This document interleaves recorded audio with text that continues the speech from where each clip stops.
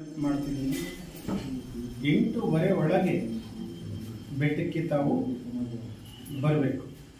ತಮ್ಮ ಮೊಬೈಲ್ನಲ್ಲಿ WhatsApp ಇರೋರಿಗೆಲ್ಲ invitation ಬರುತ್ತೆ.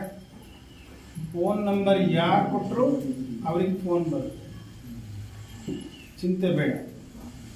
ಯಾರಿಗೆ ಈಗ ವಾಟ್ಸಪ್ ಬರ್ತಿಲ್ಲ, ಫೋನ್ ಬರ್ತಿಲ್ಲ, ಅವರು ಚಲುವರಾಜಿಗೆ ಫೋನ್ ನಂಬರ್ನ ಕೊಟ್ಟೋಗ್ಬೇಕು. ನಾವು ಫೋನು ಮಾಡ್ತೀವಿ, ಇನ್ವಿಟೇಷನನ್ನು ವಾಟ್ಸಪ್ಪಲ್ಲೂ ಕಳಿಸ್ತೀವಿ. ತಪ್ಪದೆ ಬರಬೇಕು. JS ವರ್ಣಾಪುರಕ್ಕೆ ತಮ್ಮನ್ನು ಸ್ವಾಗತಿಸೋರು ಬಂದಿದ್ರಿ ಇವತ್ತು. ಆದರೆ ಅವರಿಗೆ ವೇಳಾಪಟ್ಟಿ ಇನ್ನೂ ಸರಿ ಹೋಗಿಲ್ಲ, ದಿನಾಂಕ ಸರಿ ಹೋಗಿಲ್ಲ. ಅವರು ಕರೀತಾರೆ, ಆವಾಗ ಅದನ್ನು ಹೇಳು. 24-25ನೇ ಸಾಲಿನ ತಮ್ಮ ನೋಂದಣಿಯನ್ನು ಪುನರ್ ನವೀಕರಣ ಮಾಡಬೇಕಾಗ್ತದೆ. ಬ್ರಹ್ಮವಿದ್ಯಾ ಸದಸ್ಯರು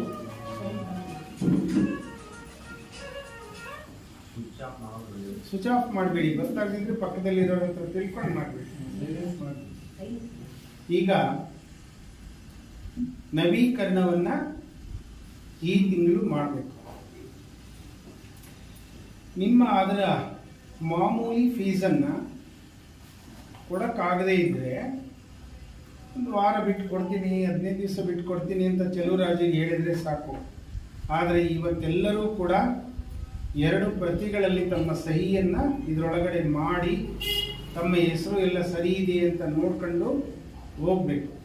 ಇದರ ಮೂಲಕ ನಾವು ಉಚಿತವಾಗಿ ಈ ಭಾರತದ ಬ್ರಹ್ಮವಿದ್ಯಾ ಸಮಾಜದ ಪುಸ್ತಕವನ್ನು ನಿಮಗೆ ಉಚಿತವಾಗಿ ಮನೆಗೆ ಬರೋಂಗೆ ನಾವು ಈ ವಿಳಾಸಕ್ಕೆ ಕಳಿಸ್ಕೊಡ್ತೀವಿ.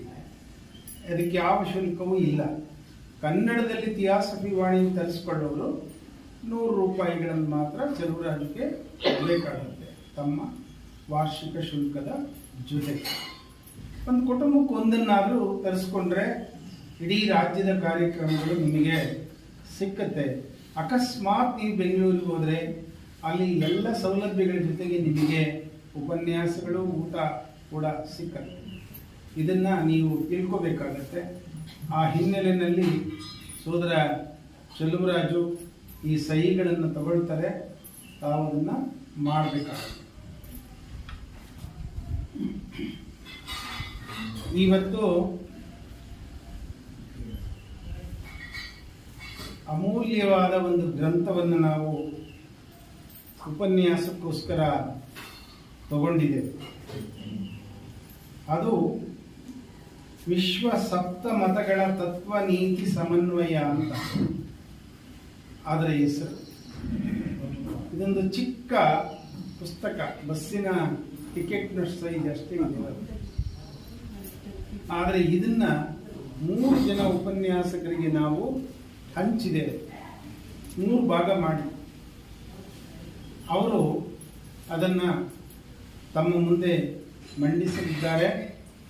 ಇಬ್ಬರು ನಾರಾಯಣ ಗುರುಗಳ ಉಪನ್ಯಾಸದ ನಂತರದ ವಿಷಯ ನಾನು ಹೇಳ್ತಾ ಇದ್ದೇನೆ. ನಾರಾಯಣ ಗುರುಗಳ ಉಪನ್ಯಾಸವನ್ನು ಕುರಿತು ನಾನು ಪ್ರಸ್ತಾಪಿಸದೇ ಇದ್ರೂ ಆಗಲ್ಲ, ಯಾಕಂದರೆ ಅವರು ವಿಸ್ತಾರವಾಗಿ ಸಿದ್ಧರಾಗ್ತಾರೆ, ಮತ್ತೆ ಪೂರಕವಾದಂಥ ಪಠ್ಯ ವ್ಯವಸ್ಥೆಯನ್ನು ಅವರು ಇಲ್ಲಿ ಇಟ್ಕೊಳ್ತಾರೆ. ಅದಕ್ಕೋಸ್ಕರವಾಗಿ ಅದನ್ನು ನಾನು ವಿವರಿಸಲ್ಲ. ಮೇಲಾಗಿ ಹೋದ ತಿಂಗಳಲ್ಲಿ ಅವರಾಗಲೇ ಅದರ ಅರ್ಧ ಭಾಗವನ್ನು ಮುಗಿಸಿದ್ದಾರೆ. ಆದರೆ ಈ ಪುಸ್ತಕ ಏನಿದೆ, ಇದು ಚಿಕ್ಕ ಪುಸ್ತಕ. ಬ್ರಹ್ಮವಿದ್ಯಾ ಸಮಾಜದಲ್ಲಿ ಇಂಥ ಎಲ್ಲ ಚಿಕ್ಕ ಪುಸ್ತಕಗಳ ಹಿಂದೆ ದೊಡ್ಡ ಪುಸ್ತಕಗಳು ಕೂಡ ಇರ್ತವೆ. ನೋಡಿ, ಇದರ ನಿಜವಾದ ವಿಷಯ ಈ 2 ಪುಸ್ತಕಗಳಲ್ಲಿದೆ. ಇದೇ ಪುಸ್ತಕ ವಿಸ್ತಾರವಾಗಿ ತಿಳಿಬೇಕು ಅಂದರೆ ಇದು ಸಿಕ್ಕತ್ತೆ. ಇದಕ್ಕಿಂತ ದೊಡ್ಡ ಪುಸ್ತಕ ಇದೆ. ಹಾಗೆ ಜ್ಞಾನವನ್ನು ಬೆಳೆಸ್ಕೊಳ್ತಾ ಹೋಗ್ಬೇಕಾಗತ್ತೆ. ಅದು ಆ ಪುಸ್ತಕದ ಉದ್ದೇಶ. ಏನದು ವಿಶ್ವ ಸಪ್ತಮತಗಳ ತತ್ವ ನಿರ್ಣಯ ಅಂದರೆ ಏನು? ವಿಶ್ವದಲ್ಲಿ ಸಹಸ್ರಾರು ಮತಗಳಿದ್ದಾವೆ. DVG ಹೇಳ್ತಾರೆ, ಅದನ್ನು ಲೆಕ್ಕನೆ ಮಾಡೋಕ್ಕಾಗಲ್ಲ. ಲೋಕ ಅನ್ನೋ ಉದ್ಯಾನದಲ್ಲಿ ಎಷ್ಟು ಸಸಿಗಳಿದೆಯೋ ಅಷ್ಟು ಮತಗಳು ಇವೆ. ಭಾರತದಲ್ಲೇ ಎಷ್ಟೋ ಇವೆ ಗೊತ್ತೇ ಇಲ್ಲ ತಮ್ಮ ಮತ ಯಾವುದು ಅಂತ ತಮಗೆ. ಆದರೆ ಅಷ್ಟು ಮತಗಳು ಬೇಕಿತ್ತ? ಯಾತಕ್ಕೋಸ್ಕರ ಈ ಮತಗಳು ಹೀಗೆ ಸ್ಥಾಪನೆ ಆಗ್ತವೆ?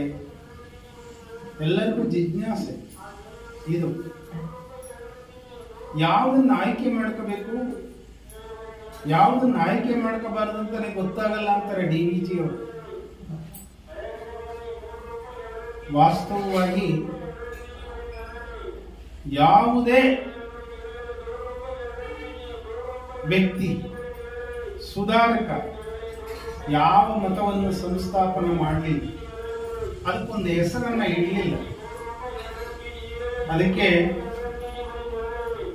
ಹೆಸರಿಟ್ಟವರು ಹಿಂಬಾಲಕರು.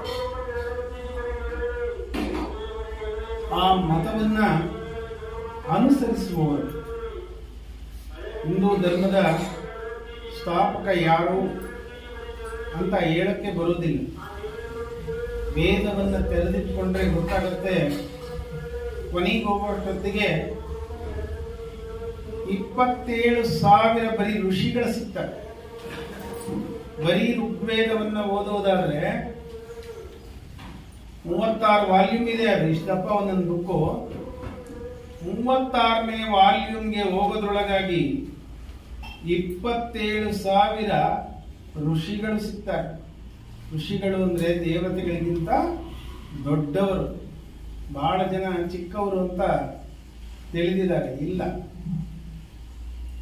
ದೇವತೆಗಳು ಕೆಲಸ ಮಾಡೋರಾದ್ರೆ ಋಷಿಗಳು ಏನ್ ಕೆಲಸ ಮಾಡಬೇಕು ಅಂತ ನಿರ್ಣಯಿಸುವವರು. ಹಾಗೆ ಎಷ್ಟೋ ಜನ ಸಿಗ್ತಾರೆ. ಆದರೆ ಅದಕ್ಕೆ ಒಂದು ಹೆಸರಿಟ್ಟರು ಹಿಂದೂ ಮತ ಅಂತ. ಸಿಂಧೂ ನದಿ ನಾಗರಿಕತೆಯಲ್ಲಿ ಸಿಂಧೂ ನದಿಯ ಹೆಸರಿನ ಹಿಂದೆ ಹಿಂದೂ ಮತ ಬಂತು. ಆದರೆ ಅದು ಎಷ್ಟು ಕಲುಷಿತವಾಯಿತು ಅಂದ್ರೆ, ಯಾರು ಗುಣದಿಂದ ಮತ್ತು ಕರ್ತವ್ಯಗಳಿಂದ ತಮ್ಮ ವರ್ಣವನ್ನ ಹೇಳ್ತಿದ್ರೋ ಅವರುಗಳು ತಾಯಿಯ ಗರ್ಭದಿಂದ ಹುಟ್ಟಿನಿಂದ ತಮ್ಮ ಜಾತಿಯನ್ನ ಹೇಳ್ಕೊಳಕ್ಕೆ, ತಮ್ಮ ವರ್ಣವನ್ನ ಹೇಳ್ಕೊಳಕ್ಕೆ ಶುರು ಮಾಡಿ. ಅಷ್ಟೊಂದು ಕಲುಷಿತವಾಯಿತು ಹಿಂದೂ ಮತ.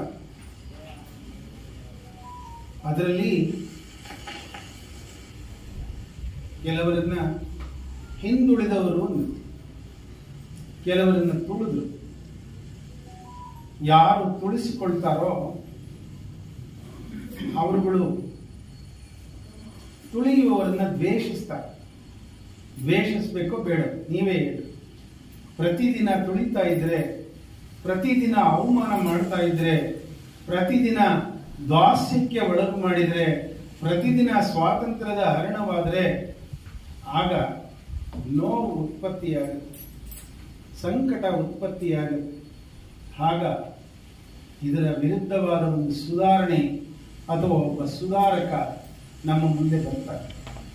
ಆ ಸುಧಾರಕ ಈ ದೋಷಗಳನ್ನೆಲ್ಲ ಸರಿಪಡಿಸಿ ಒಂದು ಬೌದ್ಧ ಧರ್ಮವನ್ನ, ಅದರ ಮಾರ್ಗಗಳನ್ನು ಹೇಳಿದರೆ ಅದೇ ಒಂದು ಬೌದ್ಧ ಧರ್ಮ ಅಂತ ಅದರ ಬೌದ್ಧನ ನಂತರದವರು ಹೆಸರಿಡ್ತಾರೆ. ಬುದ್ಧ ಹೇಳೋದಿಲ್ಲ ನನ್ನದು ಬೌದ್ಧ ಧರ್ಮ, ನೀವೆಲ್ಲ ಇದನ್ನು ಬೌದ್ಧ ಧರ್ಮ ಅಂತ ಕರೀರಿ ಅಂತ, ಹಾಗೆ ನಡ್ಕೋಬೇಡಿ ಅಂತ ಅಷ್ಟೇ ಹೇಳ್ತಾರೆ. ಇನ್ನು ಉಳಿದ ಜಗತ್ತಿನ ಧರ್ಮಗಳು ಏನೇ ಇದ್ರೂ ಪ್ರಮುಖ ಧರ್ಮಗಳು ಕೆಲವಿದೆ. ಕ್ರಿಶ್ಚಿಯನ್, ಇಸ್ಲಾಂ, ಹೀಗೆ ಆ ಎಲ್ಲ ಧರ್ಮಗಳನ್ನು, ಅದರ ಜೊತೆಗೆ ಭಾರತದ ಜೈನ, ಬೌದ್ಧ, ಸಿಖ್, ಪಾರ್ಸಿ ಧರ್ಮಗಳನ್ನು ವಿಶ್ವದ ಪ್ರಮುಖ ಧರ್ಮಗಳು ಅಂತ ಕರೀತಾರೆ. ಬ್ರಹ್ಮವಿದ್ಯಾ ಸಮಾಜ ಆ ಎಲ್ಲ ಧರ್ಮಗಳನ್ನು ಒಂದೇ ಅಂತ ಹೇಳುತ್ತೆ. ನಮ್ಮ ಧ್ಯೇಯಗಳೇ ನಾವು ಅದನ್ನು ಇಟ್ಕೊಂಡಿದ್ದೀವಿ.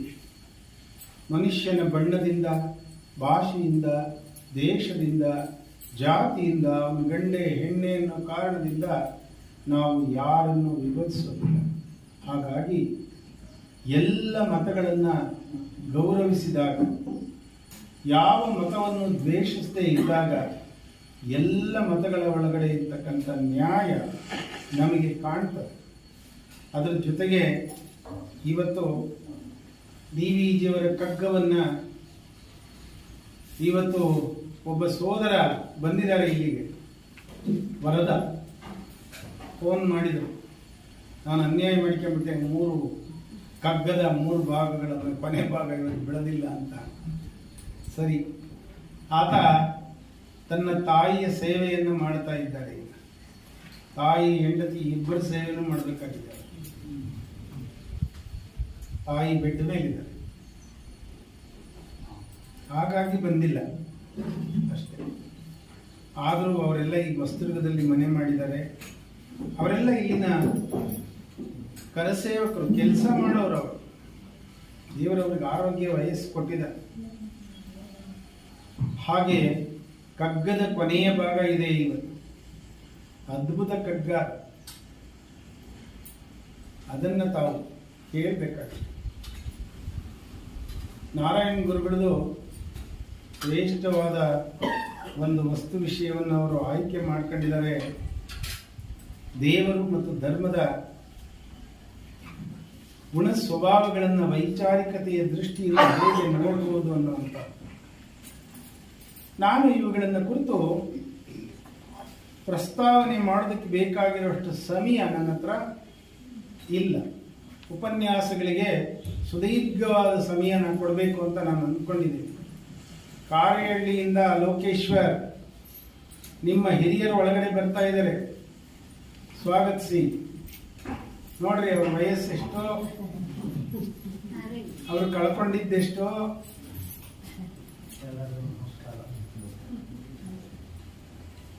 ಶಿವಾನಂದಪ್ಪನವರು ಕಾರೇಹಳ್ಳಿಯ ಬ್ರಹ್ಮವಿದ್ಯಾ ಸಮಾಜವನ್ನು ಕಟ್ಟಿದ ಇಬ್ಬರಲ್ಲಿ ಒಬ್ಬರು ಹೋಗಿದ್ದಾರೆ, ಇನ್ನೊಬ್ರು ನಮ್ಮ ಮುಂದೆ ಬಂದು ಕೂತಿದ್ದಾರೆ. ಸ್ವಾಗತ ಅವರಿಗೆ, ಬಹಳ ಸಂತೋಷ. ಲೋಕೇಶ್ವರ್ ಬರ್ತಾ ಇದ್ದಾರೆ ಈಗ ಇಲ್ಲಿಗೆನೆ. ಅವರು ಪಂಚಾಕ್ಷರಿ ಮಾತಾಡಿಕೊಂಡು ಕಾರೇಹಳ್ಳಿಯ ಒಂದು ಗೋಷ್ಠಿಯನ್ನ ಮಾಡಬೇಕು ಅಂತ ಇದ್ದಾರೆ ಅನ್ನೋ ಸಂತೋಷನ ತಮಗೆ ಹೇಳೋದಕ್ಕೆ ನಾನು ಸಂತೋಷ ಪಡ್ತೀನಿ. 21ನೇ ತಾರೀಕು ಬೆಟ್ಟದಲ್ಲಿ ಗೋಷ್ಠಿ ಇದೆ, ಸಾಧ್ಯವಾದರೆ ಬರಬೇಕು. ಆ ಕಾರಣದಿಂದ ನಾನು ಈ ಪ್ರಸ್ತಾವನೆಯನ್ನ ಮಾಡುವುದನ್ನು ಬಿಟ್ಟು ಪ್ರಸ್ತಾವನೆಗೆ ಸಂಬಂಧಪಟ್ಟಂತಹ ಸ್ವಾಮಿ ವಿವೇಕಾನಂದರ ಒಂದು ಗೀತೆಯ ಸಾರವನ್ನು ನಿಮಗೆ ಹೇಳ್ತೇನೆ. ಗೀತೆಯನ್ನು ಹೇಳೋಕ್ಕಾಗೋದಿಲ್ಲ, ವಿಸ್ತಾರವಾದ ಗೀತೆ. ಅದನ್ನ ಚಾವಿಯ ಹಾಡು ಅಂತ ಕರೀತಾರೆ. ಅದರ ಶೀರ್ಷಿಕೆ ಸನ್ಯಾಸಿ ಅಂತ. 130 ವರ್ಷಗಳ ಹಿಂದೆ ವಿವೇಕಾನಂದರು ಅದನ್ನು ಬರೀತಾರೆ. ಅವರು ಚಿಕಾಗೋದಲ್ಲಿ ತ್ಯಾಗ ಮತ್ತು ಸೇವೆಯನ್ನು ಕುರಿತು ಒಂದು ಶಿಬಿರದಲ್ಲಿ ತರಬೇತಿಯನ್ನು ಕೊಡ್ತಾ ಇರ್ತಾರೆ. ತರಬೇತಿ ಕೊಡ್ತಾ ಕೊಡ್ತಾ ಅವರ ಮನಸ್ಸು ಒಮ್ಮೆ ಉದ್ವಿಗ್ನವಾಗುತ್ತೆ. ಹಾಗೆ ಒಳಗಡೆ ಹೋಗಿ ಕೇವಲ 15 ನಿಮಿಷದಲ್ಲಿ ಈ ಕವನವನ್ನು ಅವರು ಬರ್ಕೊಂಡು ಬರ್ತಾರೆ ಮತ್ತು ಅವರು ಅದನ್ನು ವಿವರಿಸ್ತಾರೆ. ಆ ಕವನವನ್ನೆಲ್ಲ ಬಹಳ ಕಠಿಣವಾದ ಶಬ್ದಗಳಿವೆ ಅದರಲ್ಲಿ. ಕವನ ಇಲ್ಲಿದೆ, ನ್ಯಾಯಮೂರ್ತಿಗಳಿಗೆ ಅದನ್ನು ಕೊಟ್ಟಿದೆ, ಅದನ್ನು ಹೇಳಲ್ಲ, ಅದರ ಅರ್ಥವನ್ನು ಹೇಳಲ್ಲ, ಅಷ್ಟೊಂದು ಟೈಮ್ ನನಗಿಲ್ಲ. ಆದರೆ ಅದರ ಸಾರಾಂಶವನ್ನು ಮಾತ್ರ ಹೇಳ್ತೇನೆ. ಅದನ್ನು ನೀವು ಕೇಳಿದರೆ, ಅದನ್ನು ನೀವು ಅರ್ಥ ಮಾಡಿಕೊಂಡ್ರೆ ಇವತ್ತಿನ ಎಲ್ಲ ಉಪನ್ಯಾಸಗಳು ಕೂಡ ನಿಮಗೆ ಅರ್ಥ ಆಗ್ತವೆ.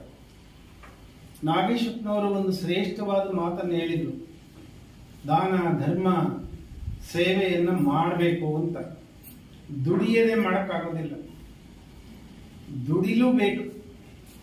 ನನ್ನ ಹತ್ರ ಇಲ್ಲ, ಇದ್ದಿದ್ರೆ ಕೊಡ್ತಿದ್ದೆ ಅಂದರೆ ನೀನು ದುಡಿದಿಲ್ಲ ಅಂತ ಅರ್ಥ. ನೀನು ಶ್ರಮಿಸಿಲ್ಲ ಅಂತ ಅರ್ಥ. ಶ್ರಮವನ್ನ ಪಡಲೇಬೇಕು, ದುಡಿಯಲೇಬೇಕು, ಅದನ್ನು ಸಮಾಜಕ್ಕೆ ಕೊಡಲೇಬೇಕು. ಆಗ ಅದು ತ್ಯಾಗವಾಗುತ್ತೆ. ಅಪ್ಪನದಂಚಿದ್ರು ತ್ಯಾಗ ಆಗಲ್ಲ, ಅತ್ತೆದಂಚಿದ್ರು ತ್ಯಾಗ ಆಗಲ್ಲ. ತನ್ನ ಶ್ರಮ ಬೇಕಾಗುತ್ತೆ. ಅದನ್ನ ತ್ಯಾಗ ಅಂತ ಕರೀತಾರೆ. ಕವನದ ಸಾರಾಂಶ ಹೀಗಿದೆ: ನಿರ್ಜನದ ಕಾಡಲ್ಲಿ, ಬೆಟ್ಟ ಗುಹೆ ಕೊಟರೆಯಲ್ಲಿ, ಆಧುನಿಕ ಜಗದ ಗಲಿಬಿಲಿ ತಟ್ಟದ, ಕಾಮ ಕ್ರೋಧವ ಗೆದ್ದವನೇ ಓ ಸದ್ಗುಣಿ ಮೇಲೇಳು. ನಾಗೇಶಪ್ಪನವರು ಅವ್ರಿಗೆ ಹೆಂಗ್ ಬಂತೋ ಏನೋ ಅವ್ರ ಬಾಯಿಂದ ಈ ಮಾತನ್ನ ಅವ್ರು ಇಲ್ಲಿ ಹೇಳಿದ್ರು.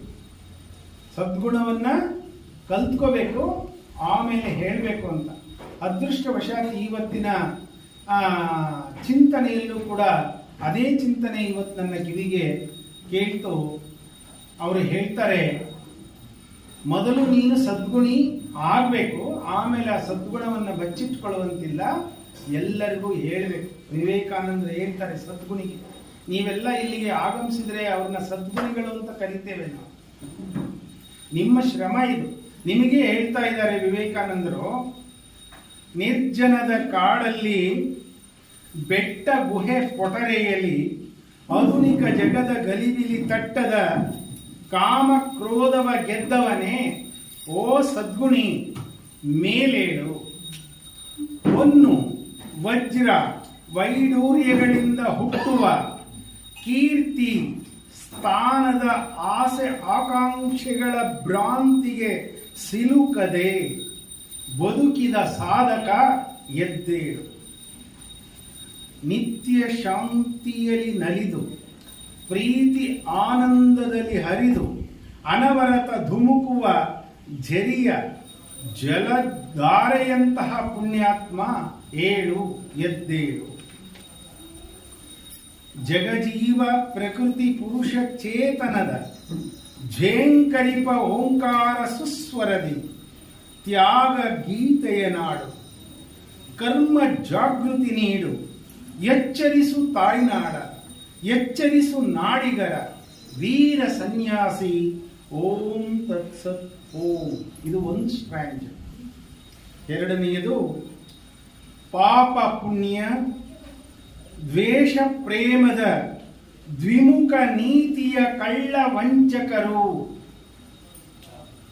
ಮುಂದೆ ಒಳ್ಳೆಯ ಮಾತನ್ನ, ಹಿಂದೆ ದ್ವೇಷವನ್ನ ಇಟ್ಕೊಂಡಿರುವಂತವರು ಎಷ್ಟು ಜನ ಇದ್ದಾರೆ ನೆನಪು ಮಾಡ್ಕೊಳ್ಳಿ.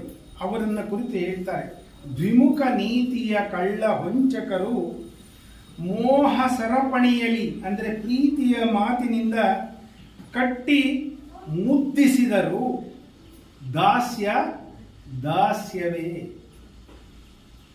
ಪೀಡಿಸಿದರು ದಾಸ್ಯ ದಾಸ್ಯವೇ. ಕಟ್ಟುವ ಸರಪಳಿ ಕಬ್ಬಿಣವೋ ಬಂಗಾರವೋ, ಕಟ್ಟು ಕಟ್ಟೇ ಸತ್ಯ. ಹೆಣ್ಣು ಒಂದು ಮಣ್ಣಿನ ಕಟ್ಟು ಕತೆ ಹೇಳಿ ಸಮಾಜವ ಕಟ್ಟಿ ಬಿಗಿದಿಹರು. ಅವರ ಮಾಯೆಗೆ ಬೀಳದಿರು, ಅವರ ಸರಪಳಿಯ ತುಂಡರಿಸು. ಎಚ್ಚರದಿಂದವರ ದೂರ ತಳ್ಳಿ ಹೊಡೆದೋಡಿಸು. ದಾಸ್ಯದ ಬಲೆಯ ಕಿತ್ತು ಬಿಸಾಡು ಓ ವಿರಕ್ತನೆ, ತ್ಯಾಗ ಗೀತೆಯ ನಾಡು. ಕರ್ಮ ಜಾಗೃತಿ ನೀಡು, ಎಚ್ಚರಿಸು ತಾಯ್ನಾಡ, ಎಚ್ಚರಿಸು ನಾಡಿಗರ. ಓಂ ತತ್ಸತ್ ಓಂ. ಎರಡಾಯ್ತು. ಮೂರು, ಆಸೆ ಮೋಹವು ಮರಳುಗಾಡ ಮರೀಚಿಕೆ ಎಂದು ಸಾಧ್ಯವಿಲ್ಲ. ದುಡಿದಿದ್ದನ್ನೆಲ್ಲ ಇಟ್ಕೊಳ್ತೀನಿ ಅಂದ್ಕೊಂಡ್ರೆ ಸಾಧ್ಯವಿಲ್ಲ, ಅನುಭವಿಸ್ತೀನಿ ಅಂದ್ಕೊಂಡ್ರೆ ಸಾಧ್ಯವಿಲ್ಲ. ಮರಳುಗಾಡ ಮರೀಚಿಕೆ, ಮಾಯೆ ಕೆತ್ತಿದ ಗೊಂಬೆ. ದೇಹ ನಮ್ಮನ್ನು ಜನನದಿಂದ ಮರಣದ ಕಡೆ ಎಳೆಯುತ್ತಿದೆ.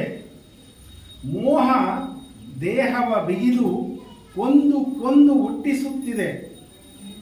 ತನ್ನ ತಾನು ಜಯಿಸಿದವನೇ ಶಕ್ತ, ಅವನೇ ಎಲ್ಲ ಜಯಿಸುವ ಮುಕ್ತ ಎಂಬುದ ತಿಳಿ. ಅಜ್ಞಾನದ ಕತ್ತಲಡಿಯಲಿ, ಸುಖದ ಬಯಕೆ ಬತ್ತಲಿ. ಹೇಳು ಮೇಲೇಳು ಸಾಧಕ ಹೊರಡು, ಹಿಂದುರುಗಿ ನೋಡದಿರು. ಹಿಂಜರಿಯದಿರು ಸಿದ್ಧನೆ, ಗುರಿ ಮುಟ್ಟುವ ತನಕ ನಡೆ, ಮುಂದೆ ನಡೆ. ಓ ಪ್ರಬುದ್ಧ, ತ್ಯಾಗ ಗೀತೆಯ ನಾಡು, ಕರ್ಮ ಜಾಗೃತಿ ನೀಡು. ಎಚ್ಚರಿಸು ತಾಯ್ನಾಡ, ಎಚ್ಚರಿಸು ನಾಡಿಗರ. ಓಂ ತತ್ಸತ್. ಓಂ. ಮುಳ್ಳು ಬಿತ್ತಿದವ ಮುಳ್ಳ ಕೊಯ್ವನು, ಪಾಪ ಪಾಪಕ್ಕೆ ಕಾರಣ. ಹೂವ ಬಿತ್ತಿದವ ಹೂವ ಕೊಯ್ವನು, ಪುಣ್ಯ ಪುಣ್ಯಕ್ಕೆ ಕಾರಣ. ಹುಟ್ಟಿದ ದೇಹಾತ್ಮ ಕರ್ಮದ ಬಲೆಯ ತಪ್ಪದೇ ಬರುವುದು. ಕರ್ಮದ ಬಲೆ ಹರಿದವರಿಲ್ಲ, ಬಲೆಯೇ ಬಲೆಯ ಹೆರುವುದು ಎಂದು ಪಂಡಿತರು ತತ್ವದರ್ಶಿಗಳು ಸಾರಿದ್ದಾರೆ. ಆದರೇನು, ಅನಂತಾತ್ಮನಿಗೆ ಹೆಸರು ರೂಪವಿಲ್ಲ, ಬಂಧನ ಮುಕ್ತಿ ಇಲ್ಲ, ಯಾವ ನಿಯಮಗಳೂ ಆತ್ಮನಿಗಿಲ್ಲ. ಅದೇ ನೀನು, ಅದೇ ಸತ್ಯ ಎಂದರಿತು ತ್ಯಾಗ ಗೀತೆಯ ನಾಡು, ಕರ್ಮ ಜಾಗೃತಿ ನೀಡು. ಎಚ್ಚರಿಸು ತಾಯ್ನಾಡ, ಎಚ್ಚರಿಸು ನಾಡಿಗರ. ಓಂ ತತ್ಸತ್. ಓಂ. ತಂದೆ ತಾಯಿ ಪತ್ನಿ ಪುತ್ರರು ಗೆಳೆಯರಿಗೆ ನೀನೇನೆಂದು ಗೊತ್ತಿಲ್ಲ. ಅವರೆಲ್ಲ ಕನಸು ಕಾಣುತ್ತ ಸೊನ್ನೆಯನ್ನೇ ಸರ್ವವೆನ್ನುತ್ತ ಮೆರೆವರು. ಗಂಡಲ್ಲದ ಹೆಣ್ಣಲ್ಲದ ಆತ್ಮ ಯಾರಿಗೆ ಮಗ, ಯಾರಿಗೆ ತಂದೆ, ಯಾರಿಗೆ ಮಿತ್ರ, ಯಾರಿಗೆ ಶತ್ರು?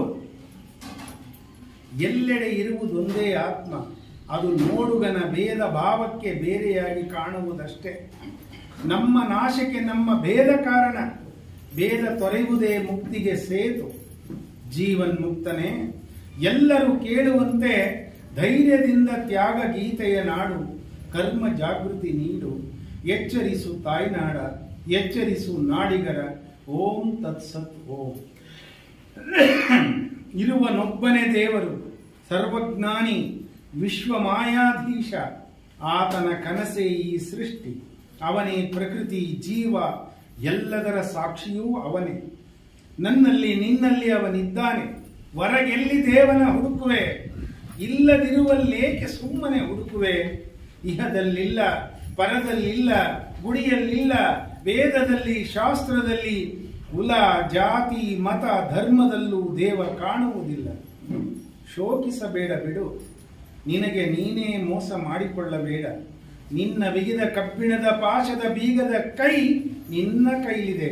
ಕೀಲಿಯ ತೆಗೆ, ಪಾಶವ ಕಿತ್ತು ಬಿಸಾಡು. ತ್ಯಾಗ ಗೀತೆಯ ನಾಡು, ಕರ್ಮ ಜಾಗೃತಿ ನೀಡು. ಎಚ್ಚರಿಸು ತಾಯ್ನಾಡ, ಎಚ್ಚರಿಸು ನಾಡಿಗರ. ಓಂ ತತ್ಸತ್. ಓಂ. ಇನ್ನ ಹಾಡು ಕೇಳಿ ಜಗದ ಸರ್ವರಿಗೂ ಶಾಂತಿ ಸಿಗಲಿ. ಜೀವ ಸಂಕುಲಕ್ಕೆ ಹಿಂಸೆಯಾಗದಿರಲಿ. ನಿನ್ನಿಂದೆಲ್ಲ ಸುಖವಾಗಿ ಬಾಳಲಿ. ನೀನೇ ಭುವಿ ಬಾನಲ್ಲಿ ತುಂಬಿಹ ಸರ್ವರ ಆತ್ಮ. ಸ್ವರ್ಗ ನರಕಗಳ ಆಸೆ ಭಯ ಮನದಿಂದ ದೂಡು. ನಿನ್ನ ದೇಹ ಬದುಕಲಿ ಸಾಯಲಿ, ಅದು ಕರ್ಮ ನದಿಯಲ್ಲಿ ತೇಲಲಿ. ಕೆಲವರು ನಿನ್ನ ದೇಹವ ಆರಗಳಿಂದ ಸಿಂಗರಿಸಿ ಪೂಜಿಸಿ ನಮಸ್ಕರಿಸಲಿ. ಮತ್ತೆ ಕೆಲವರು ನಿನ್ನ ದೇಹವ ಕಾಲಿಂದೊದೆಯಲಿ, ಅದು ಸುಟ್ಟು ಬೂದಿಯಾಗಿ ಒಡೆಯಲಿ ಕರಗಲಿ. ನಿನಗೇಕೆ ಚಿಂತೆ? ಎಲ್ಲರೊಂದೇ ಆದರೆ ಹೊಗಳುವರು ಯಾರು, ಹೊಗಳಿಸಿಕೊಳ್ಳುವರು ಯಾರು, ಬೈಯುವವರು ಯಾರು, ಬಯಸಿಕೊಳ್ಳುವವರು ಯಾರು? ಅದಕ್ಕಾಗಿ ಪಾಶಗಳ ಕಡಿ, ತ್ಯಾಗ ಗೀತೆಯ ಹಾಡು, ಕರ್ಮ ಜಾಗೃತಿ ನೀಡು. ಎಚ್ಚರಿಸು ತಾಯ್ನಾಡ, ಎಚ್ಚರಿಸು ನಾಡಿಗರ. ಓಂ ತತ್ಸತ್. ಓಂ. ಸುಖ ಸಂಪದ ಭೋಗವಿದ್ದಲ್ಲಿ ಸತ್ಯವಿಲ್ಲ, ಮುಕ್ತಿ ಇಲ್ಲ. ಅಲ್ಲಿ ಕೇವಲ ಭವರೋಗವಿದೆ. ತ್ಯಾಗವಿಲ್ಲದೆ ಯೋಗವಿಲ್ಲ. ತ್ಯಾಗಿಗೆ ಗೋಡೆ ಬಾಗಿಲ ಮನೆ ಸಾಲಲ್ಲ. ತ್ಯಾಗಿಗೆ ಅನಿಕೇತನಕ್ಕೆ ಹೋಗ್ತಾ ಇದ್ದೀನಿ ಈಗ, ನಾನೆಲ್ಲ ಹೋಗ್ತಾ ಇರೋದು, ಕವಿತೆ ಹೋಗ್ತಾ ಇದ್ದೀನಿ. ತ್ಯಾಗಿಗೆ ಗೋಡೆ ಬಾಗಿಲ ಮನೆ ಸಾಲಲ್ಲ. ತ್ಯಾಗಿಗೆ ಗಗನವೇ ಮನೆ, ಹಸುರೇ ಹಾಸಿಗೆ, ವಿಧಿ ಕೊಟ್ಟದ್ದೇ ಆಹಾರ. ದೊರಕಿದ್ದೇ ಅಮೃತವಾದರೆ ಆತ್ಮನಿಗೇನು ಕೊರತೆ? ಸರ್ವ ಪಾಪ ತೊಳೆವ ಗಂಗೆ ಕೊಳೆ ನೋಡಿ ಅಳುವಳೆ. ಸಾಧಕ ನೀನು ಮಿಂಚು ಸಿಡಿಲಾಗಿ ಆರ್ಭಟಿಸಿ ತ್ಯಾಗ ಗೀತೆಯ ನಾಡು ಕರ್ಮ ಜಾಗೃತಿ ನೀಡು ಎಚ್ಚರಿಸು ತಾಯ್ನಾಡ ಎಚ್ಚರಿಸು ನಾಡಿಗರ ಓಂ ತತ್ಸತ್ ಓ. ಕೆಲವರಿಗೆ ಮಾತ್ರ ಹುಟ್ಟು ಸಾವು ಸೃಷ್ಟಿ ಪ್ರಳಯ ಪ್ರಕೃತಿ ಪುರುಷನ ಸತ್ಯ ಗೊತ್ತು. ಅವರು ಕರ್ಮಣ್ಯೇವಾಧಿಕಾರಸ್ಥೆ ಎಂದು ಶ್ರಮಿಸುತ್ತಿದ್ದಾರೆ. ಉಳಿದವರು ಸುಳ್ಳಿನ ಮುಳ್ಳಲ್ಲಿ ನಿಂತು ಶ್ರಮಿಕನ ಕಂಡು ನಗುತ್ತಿದ್ದಾರೆ. ಏ ಮಹಾತ್ಮ, ನಿನ್ನ ಒಳಗನ್ನವರು ಕಂಡಿಲ್ಲ. ಕುರುಡರೇನಬಲ್ಲರು, ನಗುವ ಕುರುಡರ ಲೆಕ್ಕಿಸಬೇಡ ಸಾಧಕ. ನೀನು ಊರಿಂದೂರಿಗೆ ಹೋಗು, ನಿನಗೆ ಕಷ್ಟ ಬರಲಿ, ಜನ ಬೈಯಲಿ, ಬೈದವರಿಗೆ ಬೆಳಕು ನೀಡು. ಮಾಯಾ ಸಂಸಾರವ ದೂಡು, ಪ್ರತಿದಿನ ಪ್ರತಿಕ್ಷಣ ಕಾರ್ಯಶಕ್ತಿ ಮುಗಿಯುವವರೆಗೂ ಸಾಗು. ನಿನ್ನ ನಾನು ನೀನುಗಳು ಅಳಿದಾಗ ಆತ್ಮನಲ್ಲಿ ನೆಲೆಸು, ಕಡೆಗೆ ವಿಶ್ವಾತ್ಮದಲ್ಲಿ ಬೆರೆತು ಮರೆಯ. ಏಳು ಮೇಲೇಳು ಸಾಧುವೆ ಹಾಡು ಚಾಗಿಯ ಹಾಡನು, ಹಾಡಿನಿಂದೆಚ್ಚರಿಸು ಮಲಗಿಹ ನಮ್ಮ ಈ ತಾಯ್ನಾಡನು. ತತ್ವಮಸಿ ಎಂದರಿತು ಹಾಡೈ ಧೀರ ಸನ್ಯಾಸಿ. ಓಂ ತತ್ಸತ್ ಓಂ. ಇದು ವಿವೇಕಾನಂದರ ಕವನ. ಕೇಳಿದ್ದಕ್ಕೆ ಧನ್ಯವಾದ. ಈಗ ನಾರಾಯಣ ಗುರುಗಳು ತಮ್ಮ ಉಪನ್ಯಾಸವನ್ನು ಆರಂಭಿಸಬೇಕು. ಶಿವಾನಂದಪ್ಪನವರ ಸೋದರಿಯರಿಂದ